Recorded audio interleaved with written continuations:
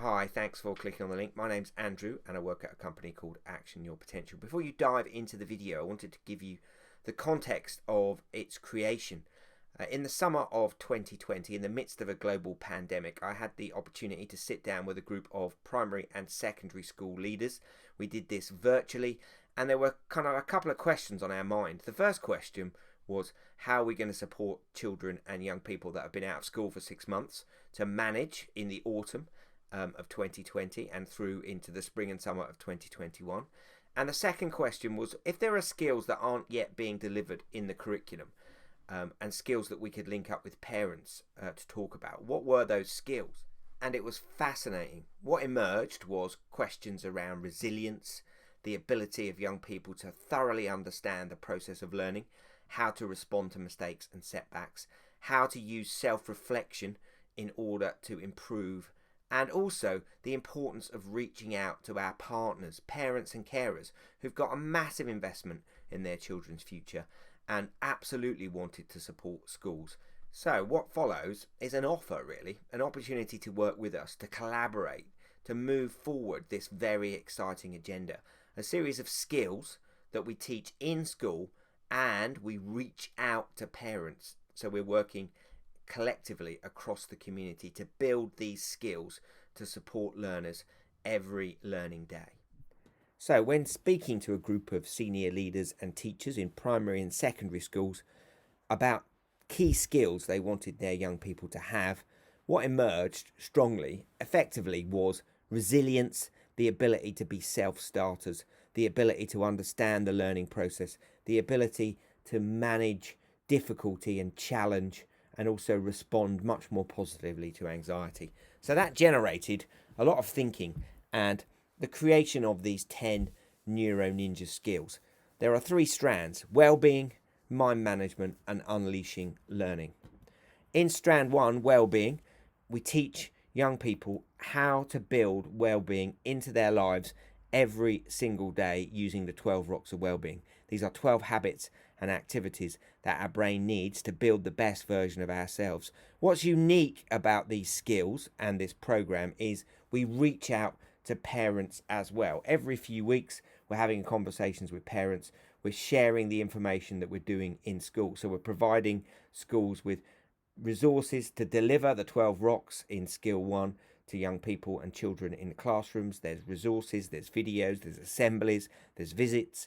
Then there are webinars and seminars that support parents. And that is the same for each of these skills. Skill 2 is all about living positively, managing emotion. And we explore awareness of emotion and mood, how to name emotions and mood, and how to talk about and process emotions. Derived directly from the neuroscience and psychology, what we know is that brains that can't process emotion effectively end up cognitively struggling.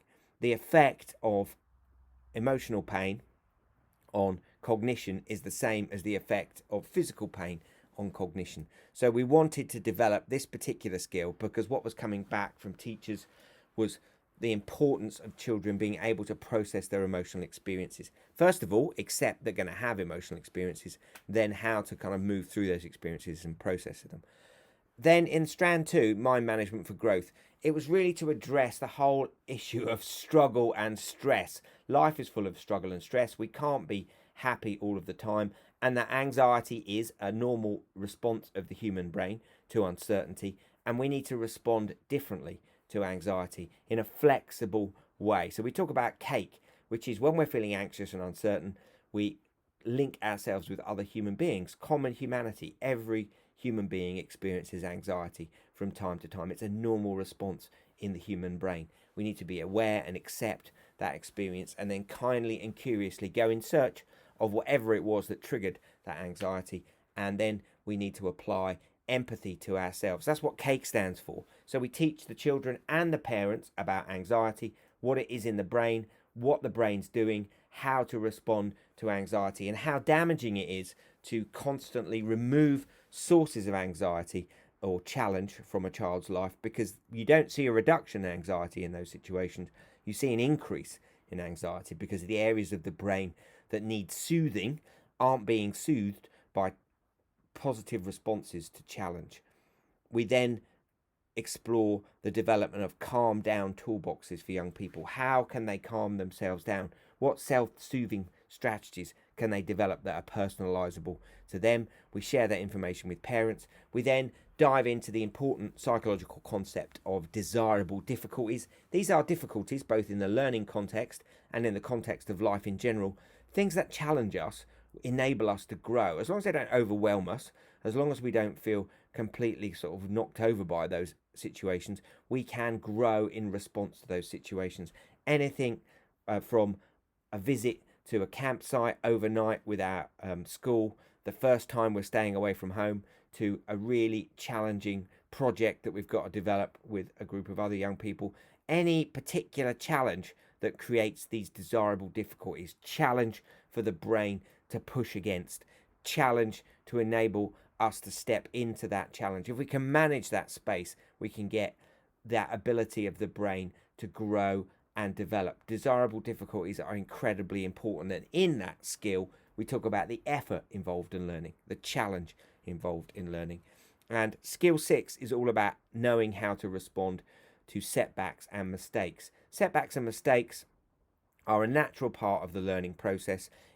We explore learning at the level of the brain and the fact that learning is difficult for the brain, that mistakes are part of that learning journey, and the importance of compassion and self-compassion and empathy when we're experiencing difficulties, rather than beating ourselves up, stepping into that situation and moving ourselves forward positively.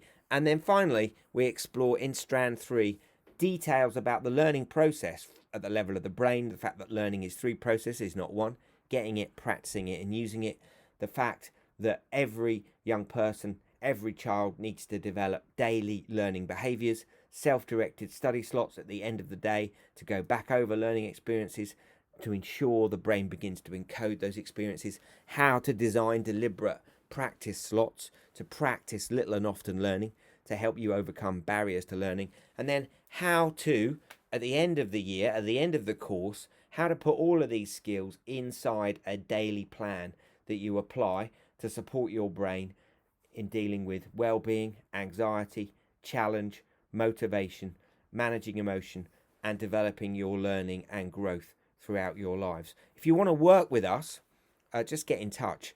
These skills generate resources, assemblies, webinars, and lessons that we record and then you can use in lesson to develop all of these particular skills. And obviously, they're all rooted in neuroscience, psychology, pedagogy, and we link them all together in a seamless way that enables young people to go on a metacognitive journey, developing their skills of mentalizing so they're able to get the best out of their incredible brain.